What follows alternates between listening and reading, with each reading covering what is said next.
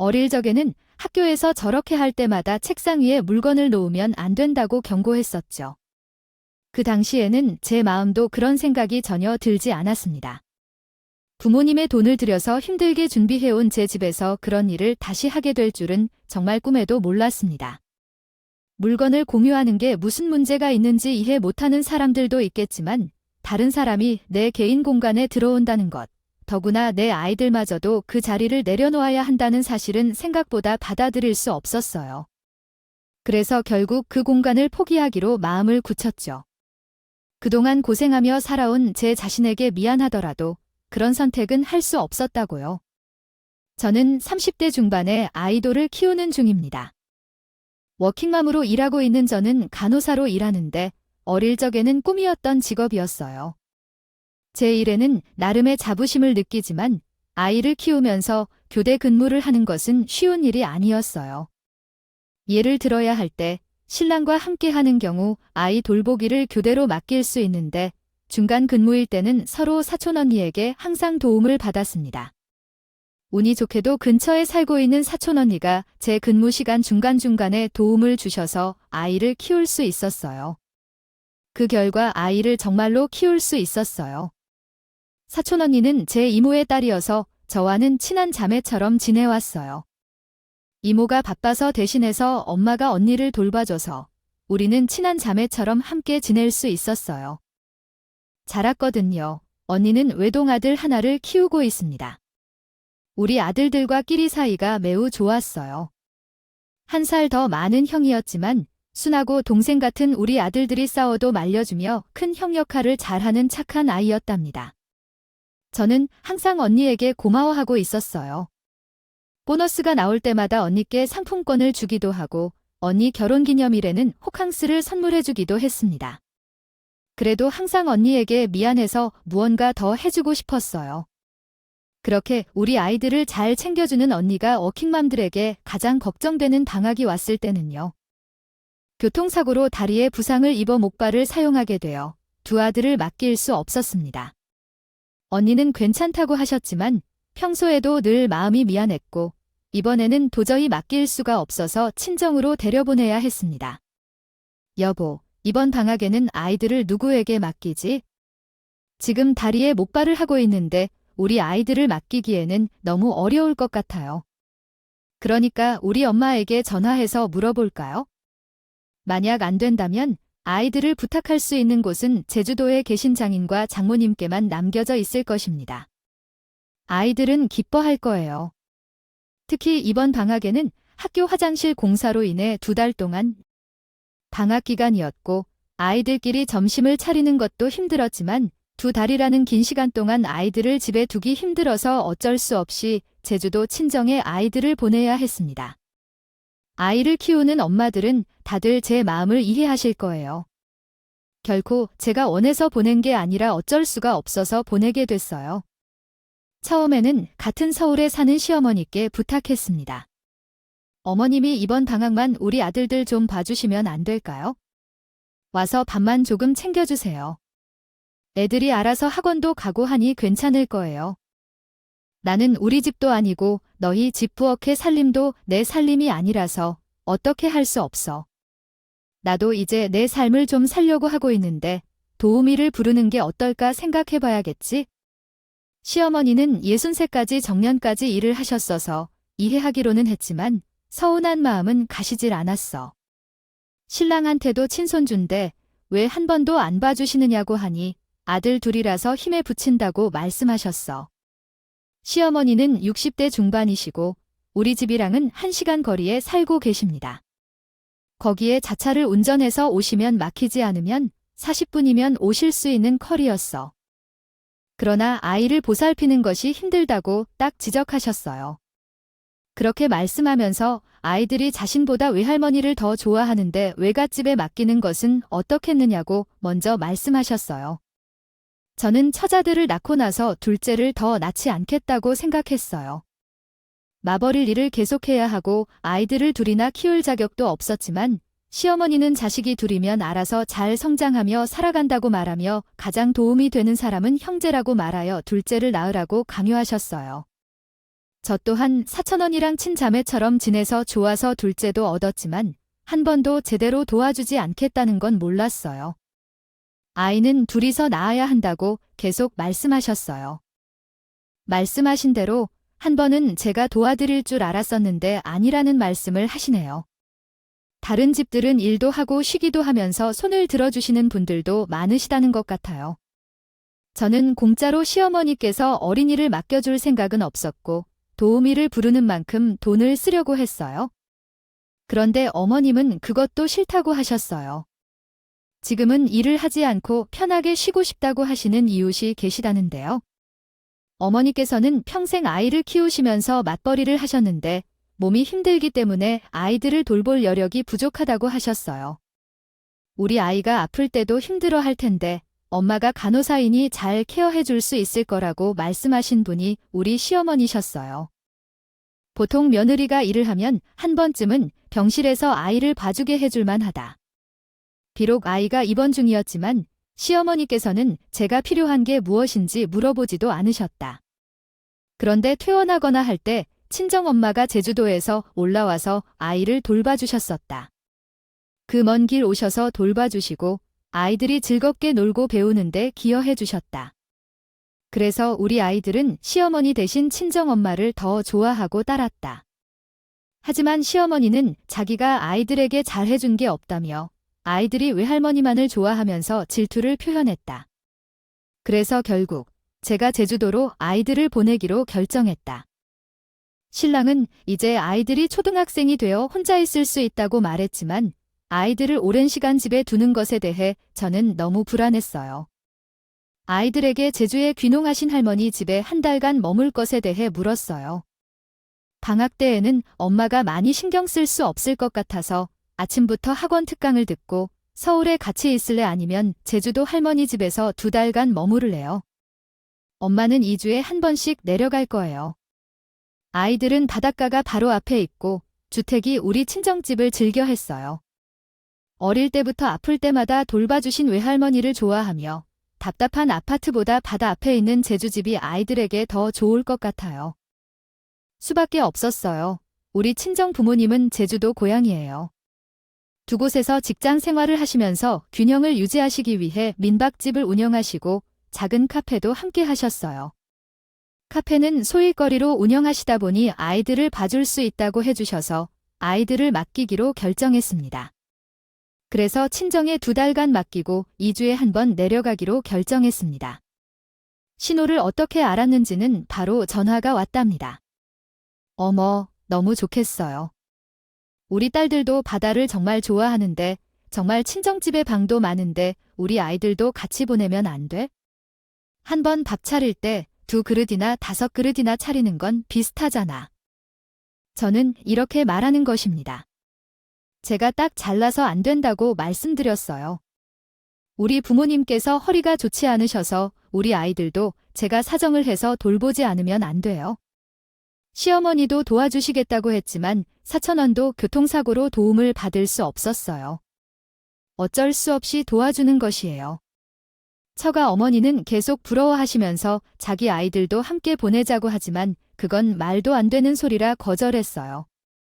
우리 신랑에게도 계속 말해나 봤더라고요. 신랑은 말은 상냥하지만 다시는 그런 얘기는 하지 말라고 딱 잘라 말했습니다. 우리 아이들이 솔직히 말해서 하루에 12번씩 싸우고 아직 1학년과 3학년이라 사고도 많이 남아요.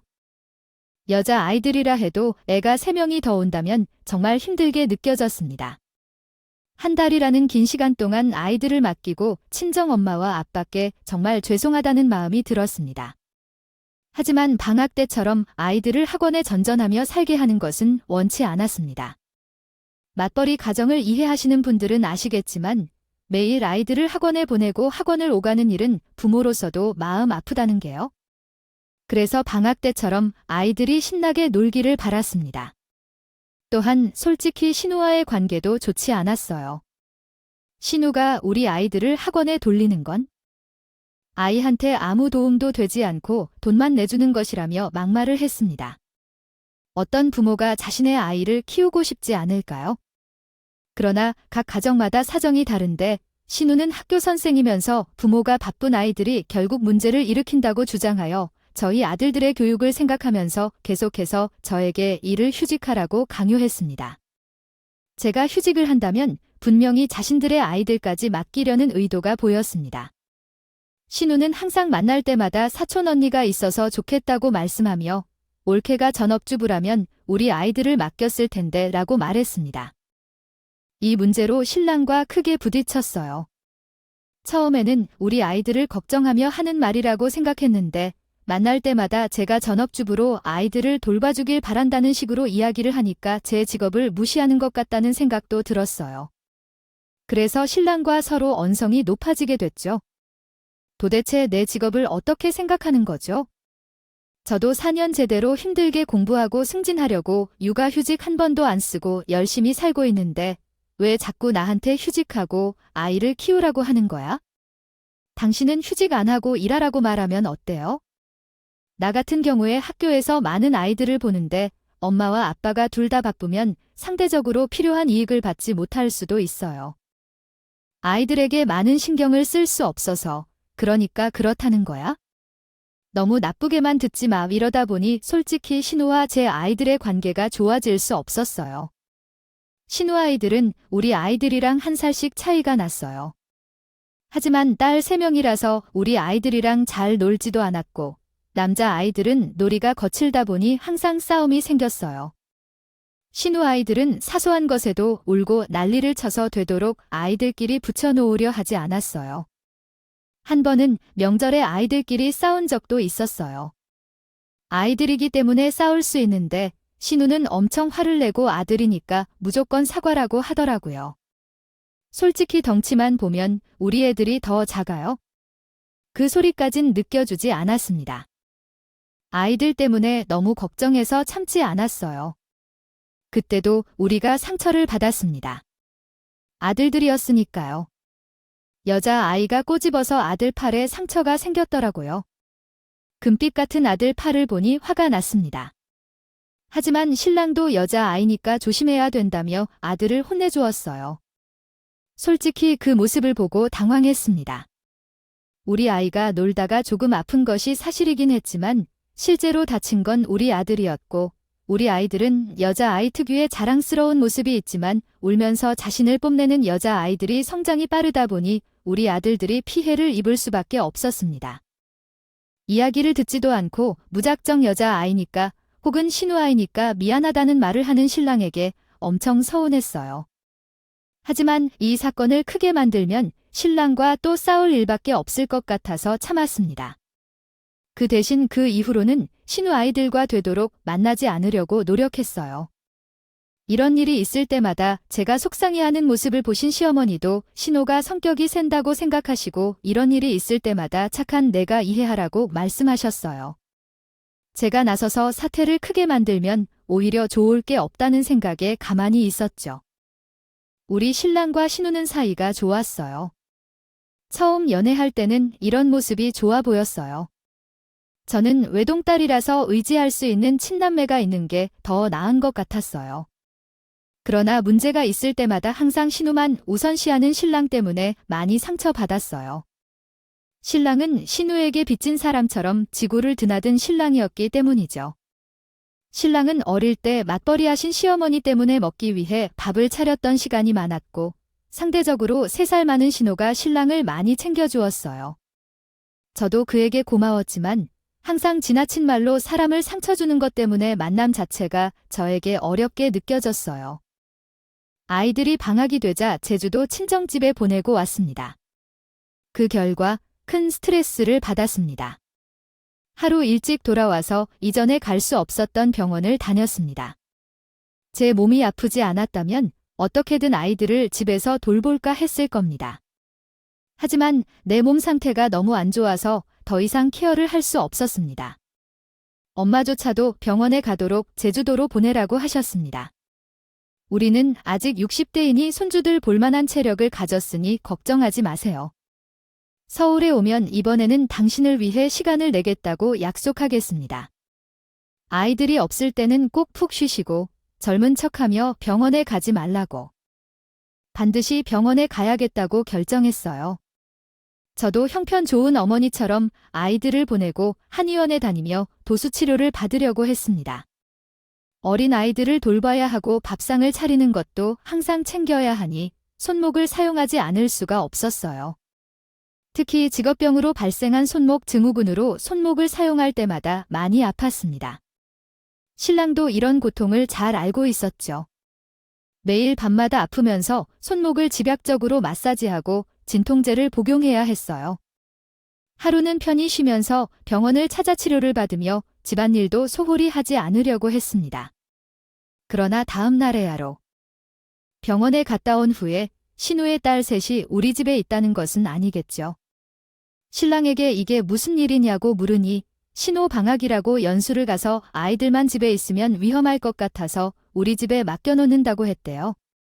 저는 아파서 병원에 가야 하고 모레부터 출근해야 한다고 하니 저녁 출근이니 신랑이랑 교대해서 아이들을 돌봐도 된다고 했어요. 정말 신랑의 이런 말을 듣고는 어이가 없었습니다. 우리 아이들 케어가 힘들어서 머나먼 친정인 제주도까지 보내버렸는데 신우가 아이들 케어를 하라고 하니 못한다고 하자 부부싸움이 벌어졌습니다. 신우는 한 번도 육아를 하면서 도움을 청했을 때 도와주지 않았어요.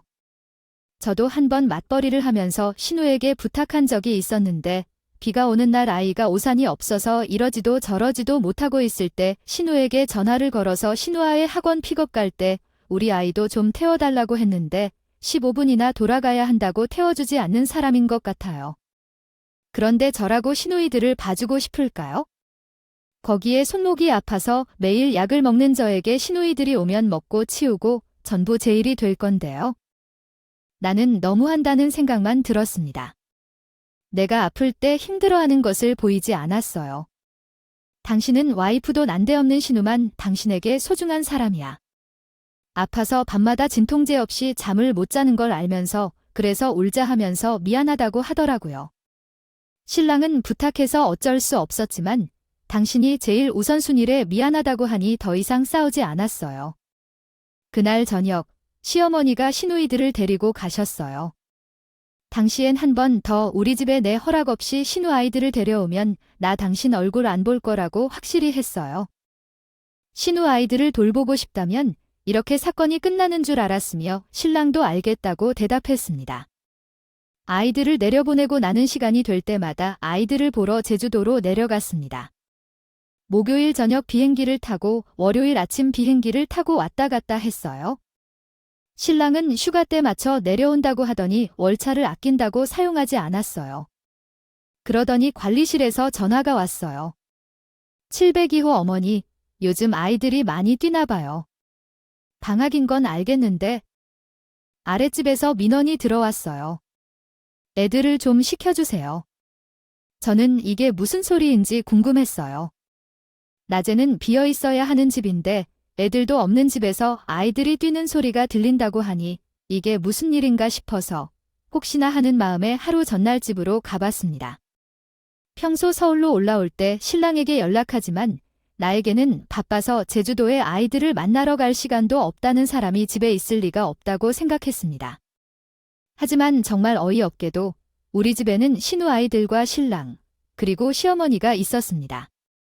문을 열던 신랑은 당신이 오늘 왜 왔어요? 내일 첫 비행기로 오는 거 아니에요? 오면 오하라, 당신은 오는 전화도 안 해서 마중도 나갔을 텐데 왜 우리 집에는 신우의 애들이 다 있어? 시어머니는 언제 오셨어요? 나는 금요일부터 와 있었으니 너 이제 밥 해줄 사람이 있으니 나는 가련한다. 3일 동안 애들 밥 차려주는 것이 힘들었어. 네, 알고 보니 신랑은 바쁘다고 해놓고 금요일 밤부터 토요일, 일요일까지 제 집에서 신호이 애들을 돌보고 있었어. 우리 거실에는 애들이 읽었던 책과 장난감을 어지럽히고 있더라. 기가 찼어. 알고 보니 신우는 일본으로 배낭여행을 갔고 일이 바빠서 같이 제주도에 내려갈 수 없다고 한 신랑은 나 없는 우리 집에서 신우 아이들을 전담해서 돌보고 있던 거였어요. 우리 아들들이 아빠한테 오래 안 만났다고 아빠 보고 싶다고 해도 일이 너무 많아서 못 온다 했는데 주말 내내 신우 아이들과 놀아준 신랑을 보니 기가 찼습니다. 신우에게 문자를 보내서 당장 아이들을 데리고 가라고 했습니다. 저는 신랑에게 너무 화가 났어요. 당신은 어떻게 이럴 수가 있어? 난 당신이 바쁘다고 해서 우리 아들들에게도 아빠가 너무 바쁘시다고 다음에 내려올 때는 같이 올 거라고 했는데 당신은 지금 여기서 주말 내내 신우 아이들이랑 놀아준 거야. 아니, 누나가 10년 만에 배낭여행을 간다. 매부는 지금 다른 지역에서 왔다 갔다 하고 있으니까 서울에 잘 없고 엄마 혼자서는 아이들을 보기 힘들다고 하셔서 그러니까 당신이 싫어할 거잖아라고 당신이 같이 가자고 하면 하는 겁니다. 정말 어이없지 않나요? 누가 우리 아이들을 내버려 두고 신우아이 돌보라고 하면 좋아할까요? 상식적으로 말이 되는 소리가 아니잖아요. 거기에 중요한 일이 생겨서 아니면 몸이 아파서 병원에 입원해서 그런 일이 있으면 이해합니다. 그런데 본인이 배낭여행을 가겠다고 이야기하면서 사단을 만든다면 이해가 가지 않았습니다. 갔다 온 후에 전화해서 단지 4일만 애들을 돌보지 못해서 그렇게 난리를 쳐대냐고 막말을 하더라고요. 동생에게 애들을 맡기고 나는 여행조차 못 가본 적도 없는데 왜 화를 내는 거지? 정말 이기적인 거 아니에요? 형님, 저도 지금 아파서 휴가조차 못 쓰고 하루하루 병원 다니면서 애들은 친정에 맡기고 있는 상황인데 지금 놀러 간 게 아닌가요? 저한테 뭐라고 하는 건지요? 애들은 엄마가 직접 키우고 다른 사람한테 맡기면 안 된다고 하신 분이 아닌가요? 여태까지 신우가 아이를 생각하라고 휴가하라고 했던 말이 떠오르니 더 화가 나더라고요. 신우는 아무 말도 하지 않고 끊더라. 그렇게 신랑과 서먹하게 지냈습니다. 그러던 중 2주가 지나고 아이들의 옷이 부족해서 친정에 있는 아이들과 합류하기 위해 아이들의 옷을 들고 내려갔습니다. 이번에는 병원에서 하루 일찍 출근을 부탁받아 서울로 하루 일찍 올라왔습니다. 2주 전에는 그랬었는데 다시 우리 집의 시댁에서 데리고 올 줄 몰랐습니다. 정말 상상도 못했어요. 저에게 허락을 받지 않고 시댁 식구들을 우리 집에 데리고 오지 않겠다고 약속했던 신랑은 다시 우리 집의 시댁 식구들을 데리고 왔습니다. 저에게는 한마디도 없었어요.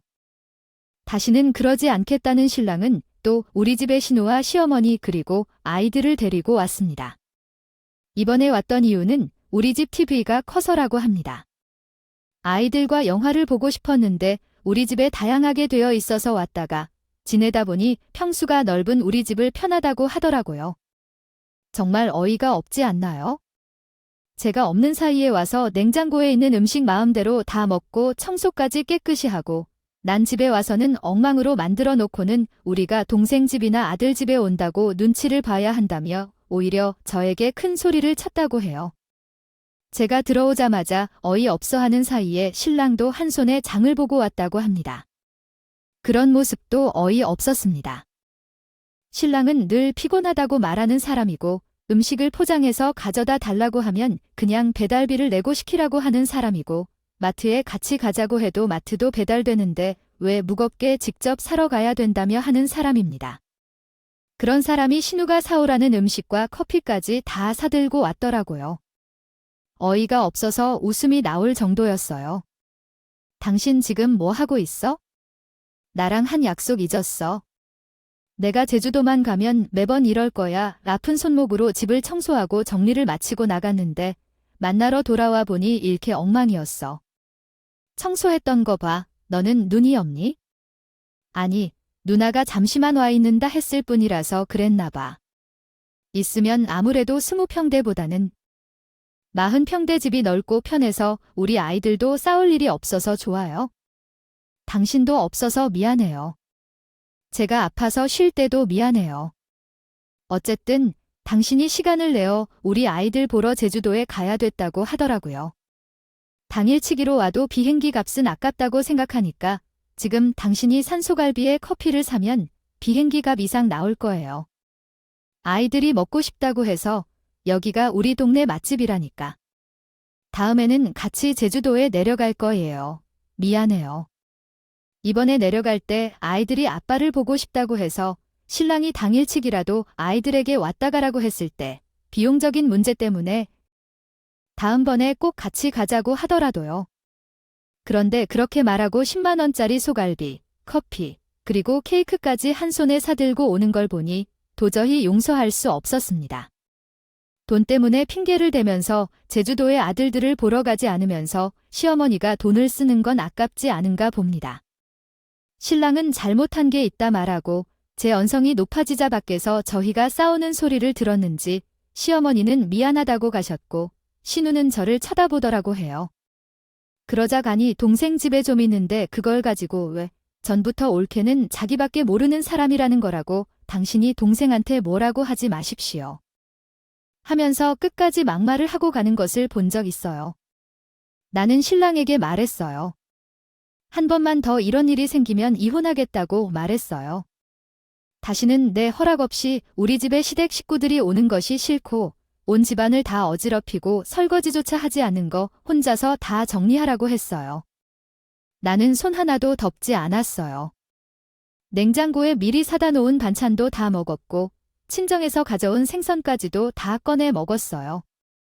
더구나 신랑은 내 옷도 안 가져왔는데 제 옷장에서 제 운동복을 마음대로 꺼내 입었더라고 해요. 화장대에 있던 마스크팩을 매일 사용하고 그 포장지도 쓰레기통에 버리지 않고 화장대 그대로 두고 간 것 같아요. 안방까지 들어와서 마음대로 물건을 사용하는 것은 너무 심한 것 아니에요? 그냥 미친 것 같았어요. 정말 기분이 나빴습니다. 솔직히 친자매라고 해도 옷을 입을 때 미리 물어보는 게 당연한 거 아니에요? 동생 집이라고 모든 물건을 자기 것 마냥 사용하고 버리고 치우지도 않고 가면 돼요? 저는 시루랑은 인연을 끊어야겠다고 결심했습니다. 상식 밖의 사람과 부딪히고 싶은 생각이 없었어요. 다시 일주일이 지났을 때 째과부를 생각했습니다. 아이들이 엄마를 보고 싶다고 말했을 때 일주일 동안 풀타임으로 일하고 야근까지 해서 2박 3일 동안 여행을 간다는 생각으로 갑자기 집으로 돌아갔습니다. 원래는 병원 근무를 끝내고 남편에게는 곧바로 공항으로 가서 주말을 보내고 집으로 돌아올 것을 말했었어요. 그리고 남편에게 믿는다고도 말했습니다.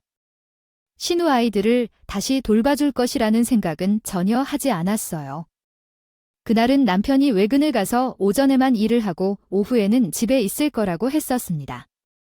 남편과 저녁을 먹고 저녁 비행기를 타러 가야겠다고 생각했지만 우리 집 문을 열자마자 너무 놀랐습니다. 신우 아이들은 다시 우리 집 안을 돌고 있었어요. 장난감을 꺼내 집을 엉망으로 만들었고 집에서 고기 냄새가 나는 것을 싫어해서 절대로 고기를 구워 먹지 않는데 거실에서 에어컨을 틀어놓고 신문이나 비닐도 깔지 않은 채로 고기를 굽고 있더군요. 문을 열자마자 냄새에 화가 났고 내 옷장을 열어 입고 있는 신우의 모습을 보자마자 이렇게는 도저히 못 살겠다라는 생각이 들었습니다. 휴대폰을 꺼내 현관부터 영상을 찍었어요. 너무 기가 막혀서 기록해 놔야겠다고 생각했어요. 신우 아이들은 우리 신랑이 고기를 구워주고 앉아서 먹고 있는 모습이었죠. 신우는 맥주까지 꺼내 마시고 있었습니다. 나는 아무 말도 하지 않고 집에 들어가서 큰 캐리어에 아이들의 옷과 나의 옷을 담았습니다. 그리고 신우가 한마디도 무시하고 신랑의 말도 묵살하고 나갔습니다. 신랑은 여보, 이렇게 가면 어떡해? 누나가 부르는데 대답도 안 하고 이렇게 짐을 다 싸서 어딜 가는데 병원 맞추고 곧바로 공항을 간다고 말하지 않았어. 그러면서 뒤에서 제 옷을 입은 신우가 나왔는데 나는 그에게 말 걸지 마. 너 이제 전 남편이야 라고 말했습니다. 그리고 쟤야, 미친 아줌마야. 내가 선생이야? 너 내 동생을 평생 호래비로 만들 거야? 애들도 못 만나면서 살 거고. 내가 다니는 학교에 있는 학부모들에게 내가 다 소문낼 거야. 그리고 진짜로 내 남동생은 내가 철저하게 평생 호래비로 살게 만들어서 외롭게 늙어갈 테니까. 애들 볼 생각도 하지 말고 너가 잘 챙겨라. 오늘처럼 고기도 좀 구워 먹이고. 내가 싸늘하게 쏘아붙이자 남편과 신우는 아무 소리도 못하고 넋이 빠져서 쳐다만 보고 있었어. 그리고 나는 곧장 사촌 언니에게 전화를 걸었어. 언니, 나 이혼할 거야. 어떤 친구가 이혼 변호사인데 소개 좀 해줄래? 내일 만날 수 있으면 좋겠어요. 언니, 진심으로 약속 좀 잡아주세요. 연락 주시면 정말로 감사하겠어요. 그 후 두 사람 앞에서 통화를 마친 뒤 곧바로 집을 나왔어요. 차를 타고 있던 중에 사촌 언니가 전화를 했는데 그때부터 언니와의 통화 중에 이전의 일들을 다 얘기해야겠다고 느꼈습니다. 남편과 신호를 기다릴 때는 눈물이 나오지 않았지만 언니와의 대화 중에 그동안의 감정이 한꺼번에 덮쳐와서 눈물이 뚝뚝 흐르더라고요. 아이가 아파도 힘든 일이 있어도 지금 한 생각이네요. 휴직 신청서를 제출하지 않은 채로 휴직길을 나왔습니다. 저번 주부터 휴직을 원한다고 말씀드렸고 다행히 전담자가 빨리 나와줄 수 있어서 휴직 처리가 빠른 것으로 알았습니다. 그날 이후 집에 돌아가지 않았고 제주도에 정착하기로 마음먹었습니다. 친정집에 내려가서 지난 일들을 모두 이야기했습니다. 처음에는 말리시던 부모님도 제가 너무 힘들다고 울었습니다. 자녀들과 함께 제주도로 내려가라고 하셨습니다. 다행히 제가 하는 일은 여기서도 할 수 있었고 제주도에 내려와서 혼자 있는 시간 동안 많은 생각을 하게 되었습니다. 이렇게 말씀드렸습니다. 하지만 신랑의 이러한 행동에 대해 도저히 이해할 수 없었어요. 아이를 돌볼 여력이 있었으면 내 아이들을 제주도에 보내지 않았을 텐데요. 자기 아들들은 장인, 장모님에게 맡기는 게 당연하다고 여기는 신랑의 태도도 마음에 들지 않았어요. 아빠라는 사람이 자기 아이들을 돌보기 힘들다고 하면서 신우 아이들을 돌보겠다고 데리고 오는 것을 생각할수록 분노만 차오르더라고요. 저는 신랑에게 이러한 생각을 모두 털어놓았습니다. 신랑은 내가 조금만 이해해도 모두가 행복해질 수 있는데 왜 자꾸만 본인 생각만 하는 거냐고 말했어요. 그 말에 저희는요. 정말 안 되겠구나 생각했어요. 당신은 남편이신 신우 같아 보여 신우의 아이들과 당신의 아이들이거나 이렇게 나와 우리 아이들에게 상처를 주면서 내가 싫다고 몇 번이나 얘기했는데 2주 만에 똑같은 행동을 하고 이해가 안 가요? 당신이 없을 때 잠시 왔다 갔다 하는 것도 안 돼요? 당신의 집이지만 내 집이기도 하거든요. 그리고 우리 아이들을 조금 돌봐줄 수도 있을 텐데요. 우리 누나 혼자서 아이들을 다 돌보면 힘들어해요. 맞아요. 당신은 끝까지 쉬는 편이세요. 우리 아들들은 당신이 비행기표 값이 아깝다고 하더니 당일로 오는 건 아니라고 했는데 신호가 거기서 커피와 케이크까지 끝났다니 너 정신 차려야 해. 누나가 혼자 멋지게 배낭여행 가고 싶다는데 응원하고 싶었어. 나도 아들들을 보고 싶지만 이번 한 번만 부탁한 거고 월차를 한 번 써서 아들들을 본 게 문제라고 생각해. 우리 아이들도 이번엔 월차를 안 쓰고 당신은 그렇게 했다면서 그런데 신은 여행 가니까 아이들을 본다고 월차를 썼고 집에서 아이들을 돌보느라 이해가 안 가. 이제 당신도 너무 보기 싫어해. 사실 이번에 내려온 거야 전에 신랑의 핸드폰을 보았어. 신우나가 메시지를 보고 알았어요. 신랑과의 시련은 매일 연락을 했고 신우는 제 욕을 많이 했다고 해요. 그걸 묵묵히 보고 읽은 신랑도 제 편이 되어주지 않는다는 사실을 다시 한번 깨닫게 되었어요. 또한 평소에 월차 사용이 어려워서 못 쓴다고 한 신랑이 월차까지 쓰고 신우 애들을 돌보고 있다는 사실을 알게 되니 더 어이가 없었어요. 그뿐만이 아니라 신랑은 저희에게 메시지를 보내며 너희 와이프 집에 있으면 우리 애들도 맡기고 좋을 것 같다라고 하네요. 그래도 비슷한 나의 아이들을 키우고 있는 저희가 더 잘 돌볼 수 있을 텐데 우리 엄마는 허리도 아프시다고요? 매번 가서 애들에게는 TV만 켜주고 올바르게 받는 일하면 책도 많이 읽힐 것 같아요.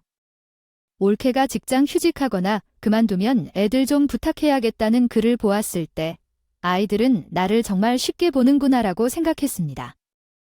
이 모든 것을 숨기려고 했던 사실이 배신을 한 것 같다는 생각이 들었습니다. 이런 말을 하면 미안하다고 할 줄 알았는데 신랑은 오히려 왜 핸드폰을 몰래 받느냐며 화를 내고 서울로 올라갔어요. 그 이후로 일주일이 지났습니다. 그동안 시어머니로부터 전화가 왔고 신우에게도 전화가 왔지만 받지 않았어요. 저는 이혼하기로 마음을 결정했습니다. 먹고 저의 친정 부모님께도 말씀드린 후 더 이상 그 사람들과 엮이고 싶은 마음이 없었습니다. 헤어진 이웃인 사람들인데 왜 전화를 받아서 스트레스를 받는지요? 받을 이유가 없다고 생각했습니다. 그러자 시어머니가 사돈의 룰은 엄마에게 전화하셨다고요. 저의 엄마는 전화를 받지 않으려 했지만 받아서 사정을 이렇다고 말씀드렸더니 저에게 전화를 넘겨주셨습니다. 시어머니는 자신이 허리가 아프다며 우리 집에 오라고 하셨는데 저는 없고 신랑은 매일 늦고 새 아이를 볼 자리 없는 저희 집에서 보고 있다고 하셨다네요. 시어머니가 시너지도 아니라고 하시고 저희 집에서 본다는 말에 어이가 없었습니다.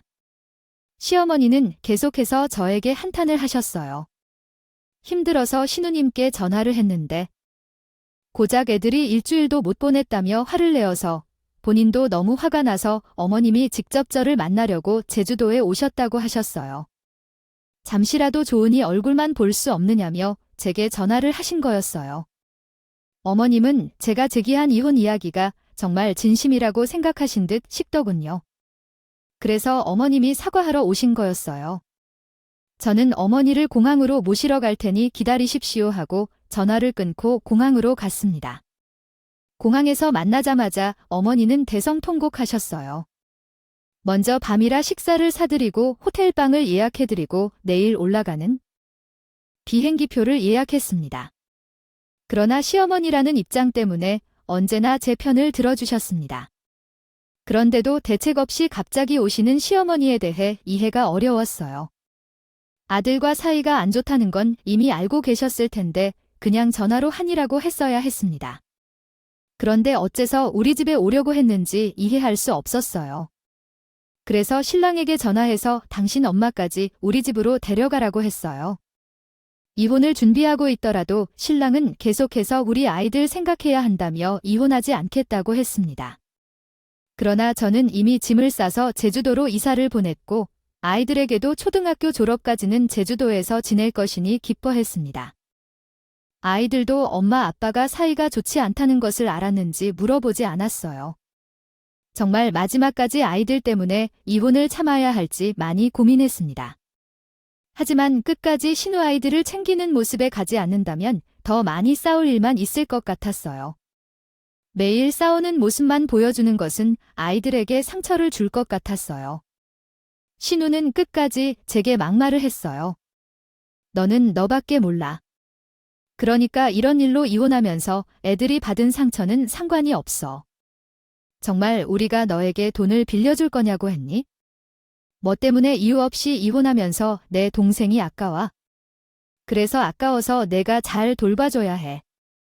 앞으로는 당신의 동생이 평생 허리비레로 지낼 테니까 당신의 동생이 인생을 망쳐 놓았다고 생각해요.